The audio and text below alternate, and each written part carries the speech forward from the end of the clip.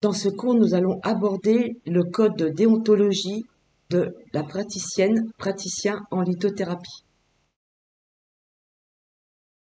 Les soins énergétiques, notamment la lithothérapie et le magnétisme, sont un complément à la médecine traditionnelle afin d'apporter un soulagement face au traitement suivi. Il s'agit d'une approche holistique et non médicale. En aucun cas, leur pratique ne doit se substituer à un traitement ou à un suivi médical ou psychologique.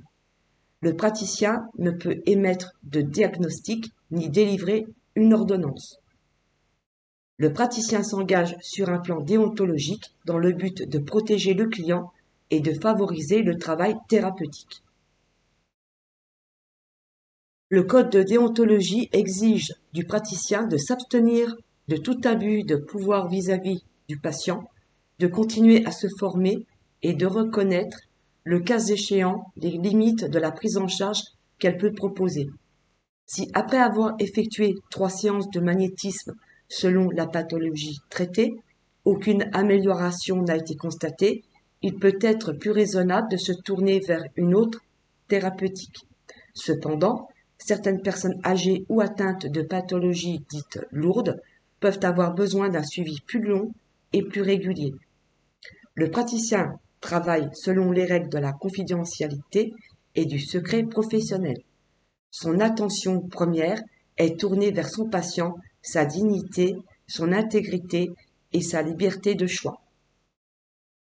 Alors évidemment, dans une première approche avec votre client ou votre patient, enfin c'est pas un patient, hein, parce qu'il faut faire très attention aux termes que l'on emploie. Euh, donc faire très attention. J'essaierai de mettre de faire un cours justement sur les mots qu'il ne faut pas employer lorsque l'on fait.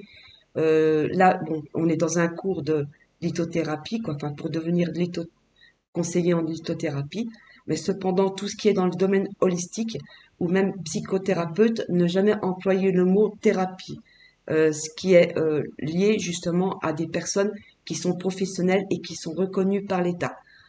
Dans un prochain module, je vous expliquerai également par rapport au statut, comment vous pouvez faire pour devenir enfin, conseiller en lithothérapie si vous souhaitez vous installer à votre compte. Donc déjà dans un premier temps, donc on vient de voir ceci, mais par rapport à à la personne que vous aurez, euh, il se peut que déjà ce qu'il faut faire, c'est une approche globale. Déjà dans un premier temps, voir, c'est ce qu'on dit, je veux dire dans la PNL, parce que je fais des cours de PNL aussi, programmation neurolinguistique, pour certains qui peuvent peut-être connaître la programmation neurolinguistique. Donc déjà, dans un premier temps, c'est de faire un entretien, enfin, prendre un peu la température avec la personne et non seulement de mettre en place justement un plan d'action de ce que vous allez faire par rapport à vos séances. Ce qui est bien, c'est aussi de lui demander quelques questions déjà auparavant, si elles ont des problèmes de santé, si elles ont des problèmes de euh, d'allergie aussi également. Donc c'est tout un protocole à mettre en place.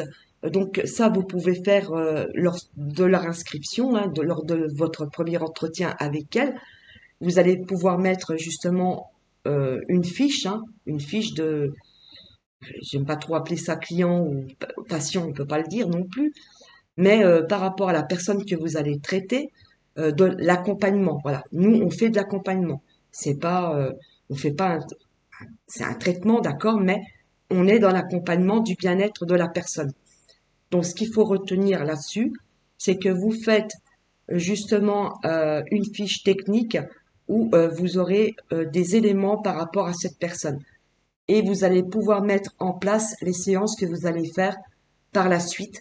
Donc déjà, dans un premier temps, le premier contact, c'est ce qui va définir justement l'approche, le rapport, c'est ce qu'on appelle ça dans la programmation linguistique, lorsqu'on on fait